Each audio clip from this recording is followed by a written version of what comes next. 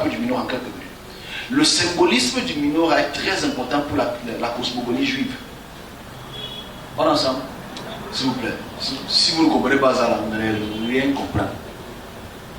Donc il faut que vous puissiez, s'il y a quelqu'un une aiguille, une épingle, le second ici, vous mettez dans la Là, c'est sûr que le second est parti. Le second ici, dans la place, oui.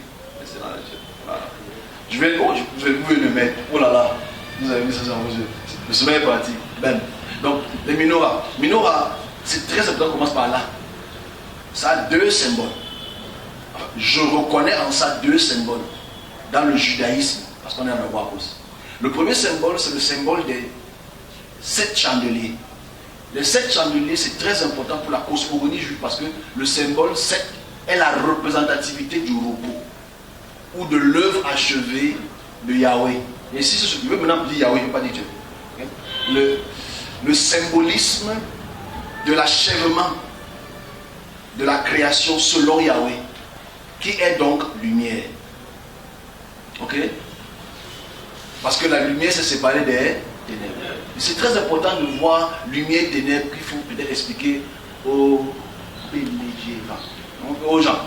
Parce que le symbolisme lumière, ténèbres, ça pose problème. Il faut parler à mes collègues. Je passe par là. Je dis bien, Dieu n'est pas lumière, mais Dieu se représente en tant que lumière. C'est deux choses différentes. Il faut prendre ça en considération. Dieu n'est pas lumière, mais Dieu pourrait se représenter en tant que lumière. Dieu n'est pas esprit, parce qu'il a créé l'esprit. Donc je passe ce petit message parce que c'est très important. Je répète encore, Dieu n'est pas lumière, mais il se représente lumière. Il ne peut que se représenter lumière, il ne peut pas se représenter homme, ou femme, ou ange, ou chèvre, ou bœuf. C'est très important de le dire, parce que si on ne dit pas ça ici, il y a des serviteurs de Dieu qui ont dit des choses que Dieu peut se représenter en tant qu'homme, c'est faux. Comme nuage, c'est faux. Parce que s'il se représente en tant que lumière, il se représente en tant qu'infini. Et dans son infini, il n'est pas dans le temps du fini. J'expliquerai ça à la fin. C'est important de le mettre dans ce temps-là. C'est très très important. Parce que ici, si je ne dis pas d'abord ça en préambule, la suite n'a pas de sens. Je dis que Dieu n'est pas lumière. Donc quand les religieux disent que les 7 chandeliers, c'est la représentation de la lumière de Dieu, c'est absolument faux. Dieu n'est pas d'abord une bougie. Hein? Dieu n'est pas la lumière du soleil comme les physiciens l'ont pris. 2. Et quand Dieu se représente en tant que lumière pour les serviteurs de Dieu, ce n'est pas qu'il est lumière, c'est qu'il se rend lumière. Et sa lumière n'est pas descriptive selon la description des lumières terrestres ou des lumières célestes. C'est important de le noter. Et sa manifestation dans sa lumière ne vient pas sur terre, c'est toi qui vas vers son éternité. C'est important de le dire. Je le spécifie parce qu'en fait, Dieu ne vient pas sur terre au sens propre. C'est lui qui te transporte dans son temps temporel. J'explique ça à tous les serviteurs de Dieu qui sont prophètes et qui racontent des choses qu'ils ne doivent pas dire. Parce que ici, on va réaliser le contraire. C'est que dans le temple de Moïse, c'est plutôt Dieu qui entre dans le temple. Et c'est absolument dangereusement faux. Voilà pourquoi je prends d'abord ça comme explication du menorah. Est-ce qu'on se comprend? Pas qu'on accepte, n'acceptez pas mon problème. Je suis là pour dire ce que Dieu me demande de dire. Ça ne me plaît pas, je dis ce que j'ai à dire. On se comprend? Tu peux sortir en courant, tu cries maman et c'est ton droit. Mais je dis, si je commence d'abord par le menorah, c'est parce qu'en fait le menorah, on retrouve ça dans plein de cosmogonie juive qui est la représentation de Dieu. Parce que, entre guillemets, il marche dans les chandeliers d'or. C'est lui la lumière du monde. C'est important que je le répète sous cette forme-là. J'aimerais que les serviteurs de Dieu s'assoient et écoutent. Je souhaiterais. Parce que c'est un devoir que j'essaie d'exprimer. Est-ce qu'on se comprend? N'acceptez pas, c'est pas pour ton droit de refuser parce que non, ton pasteur est plus grand. Moi, je suis petit. J'ai mis all one sport. Et si le Cameroun arrive en finale, c'est que ce que Dieu veut dire. Waouh!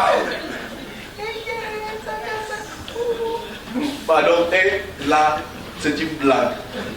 Si tu penses qu'on va atteindre le niveau là, on ferait ne même pas la jambe. Tu risques d'avoir la crise cardiaque. Revenons sur le centre du menorah. Est-ce que voilà pourquoi je commence par le menorah? Parce que le menorah est très important pour les chrétiens. C'est la représentation de Dieu. Les 7 chandeliers d'or, c'est la représentation de la lumière de Dieu et les 7 anges et tout ce qui va avec. Et le Christ, entre guillemets, est la lumière du monde dans la représentation du menorah parce qu'il est l'accomplissement du 7e jour. L'œuvre finie. Donc c'est très important de rendre ça compréhensible pour d'abord le juif et le reste. Donc quand je parle de la lumière, Dieu n'est pas lumière. Dieu se représente lumière quand il parle à un humain. Et ces humains, qu'il parle à ces humains, tu dois avoir un message de cette personne. Si donc toi tu dis que tu as seulement vu la lumière, mon frère, c'est Énéo qui est parti, qui est revenu. Ça blesse, je dois dire la vérité. Et dans la représentativité de la lumière, ce n'est pas un homme que tu vois avec les mêmes pincées. Ce n'est pas un homme que tu vois avec les cheveux bruns et la barbe cracable là. C'est ça le problème en fait. J'insiste parce que je prends ça comme des dérivés.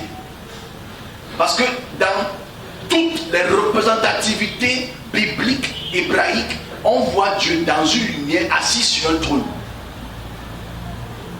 Et c'est très très grave. Parce que c'est archi faux, Dieu ne s'assoit pas. Il n'a pas les fesses, il n'a pas les pieds. C'est le Créateur. Donc j'insiste dessus parce que le menorah il est dérivé. Donc j'explique que c'est dérivé. Est-ce que c'est compris le menorah? En quelques mots.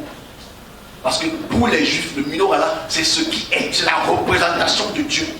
C'est la lumière, c'est ça qui éclaire la tente. Les chrétiens et les musulmans prennent ça dans d'autres formes de dérivés. Moi je suis dans le caillou qui a fait tomber tout le monde. C'est le caillou, je suis le caillou qui fait tomber tout le monde. Ben, si tu passes ta bagarre contre les autres groupes, tu perds ton temps, ils sont dans une idéologie. On essaie de voir le problème dans sa base. Serviteur de Dieu, écoutez ce que je dis. L'heure est grave. Donc ça c'est le menorah. Donc j'espère que j'ai expliqué Dieu lumière. Et si Dieu vient en tant que lumière,